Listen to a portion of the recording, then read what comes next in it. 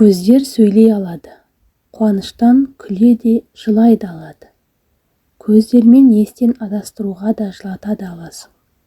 Сөздермен алдауға болады. Бірақ көзбен алдау мүмкін емес. Адамның көздерінде тылсым күш бар. Әділетті болу үшін ең алдымен мейірбан болу керек. Бөтенге шексіз сеніп қалудан сақтан. Дос деп құрмет тұтып жүрген адамыңның өзі сені сатып кетуі мүмкін. Әрекет етпей арманға жетуді ойлау, егін екпей оны жинаумен тең.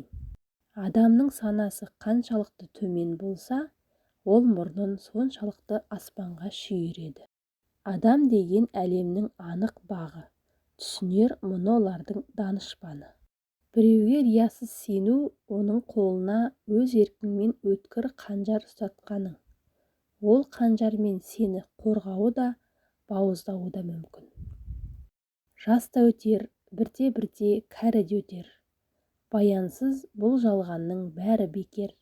Жаһанда мәңгі жасар жан жоқ сірә, кетеміз, кетті кетер тағы келер.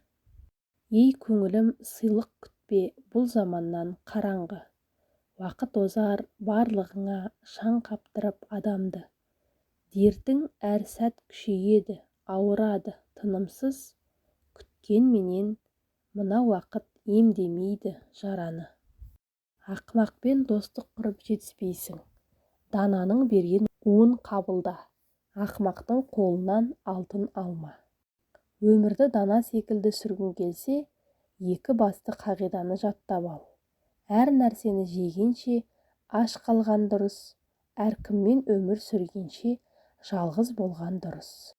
Жұрттың бәрімен бірдей дос боламын дегендер ешкімге дос бола алмайды. Құрметті оқырман, видео ұнаса, лайк басып, комментарий қалдыра кетіңіз.